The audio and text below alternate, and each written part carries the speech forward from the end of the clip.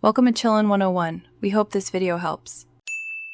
You have two 3x3 sticky notes. Take the body note and fold it in half vertically so you get a center crease. You're doing this to give symmetry and a stable spine.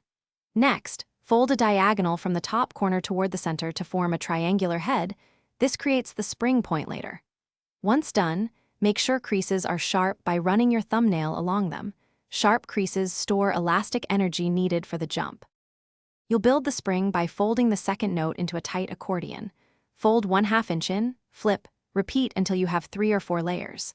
This compressible stack stores the energy that launches the frog. Once the accordion is done, slide its sticky edge under the body's rear flap and press down so it adheres. Adhesive placement matters because it transfers force. If the accordion is uneven, refold to equalize layers so the spring action is centered and predictable.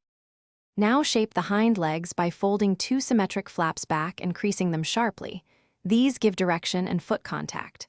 Attach the legs to the body and test by pressing the head down and releasing. This compresses the accordion and launches the frog. If it doesn't jump, adjust the accordion tightness or move its adhesive contact slightly backward for more leverage. Alternatively, tighten or loosen leg crease.